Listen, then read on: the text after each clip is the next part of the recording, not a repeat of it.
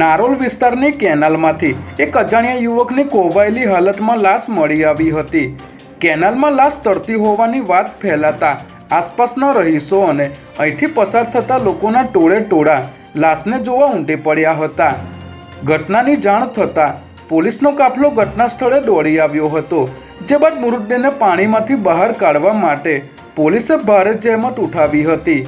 હાલ આ મૃતદેહને પોસ્ટમોર્ટમ માટે સિવિલ હોસ્પિટલ ખસેડવામાં આવ્યો છે। ત્યારે પોસ્ટમોર્ટમ રિપોર્ટ આવ્યા બાદ આ યુવકે આત્મહત્યા કરી છે કે પછી તેની હત્યા કરવામાં આવી છે તે બાબતે ખુલાસો થશે।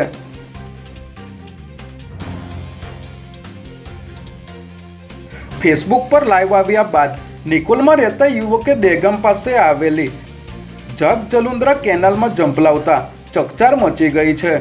મોતની છલાંગ લગાવતા પહેલા ભાવેશ પટેલે ફેસબુક પર લાઈવ થઈને પોતાની આપવીતી જણાવી હતી, જેમાં પાણીનું બિલ ભરવા અને પાણીનું કનેક્શન કાપી નાખવાની ધમકી આપીને સંજય બાલધા અને ગિરીશ બાલધાના માનસિક ત્રાસને કારણે ત્યાં અંતિમ પગલું ભરી રહ્યો હોવાની કબૂલાત કરી હતી। ઘટનાની જાણ થતાં દહેગામ પોલીસ અને ફાયર બ્રિગેડના જવાનો તાત્કાલિક અહીં દોડી આવ્યા હતા અને અંદાજે 2 કિલોમીટરથી પણ વધુના પટ્ટામાં સર્ચ ઓપરેશન હાથ ધર્યું હતું, પરંતુ યુવકનો કોઈ પત્તો લાગ્યો ન હતો।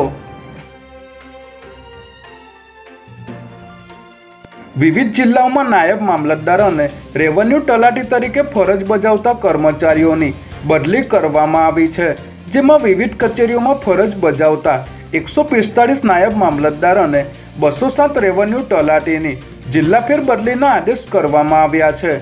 સરકારી હુકમમાં સ્પષ્ટ કરવામાં આવ્યું છે કે આ બદલીઓ વહીવટી જરૂરિયાતને ધ્યાનમાં રાખીને કરવામાં આવી છે અને સંબંધિત કર્મચારીઓને નિર્ધારિત સમય મર્યાદામાં નવા જિલ્લાઓમાં હાજર થવાનું રહેશે। સાથે જ ફેરબદલી પામનાર કર્મચારીઓ દ્વારા કોઈપણ પ્રકારની રજૂઆત કે અપીલ માન્ય રહેશે નહીં તેવો પણ આ હુકમમાં ઉલ્લેખ કરવામાં આવ્યો છે।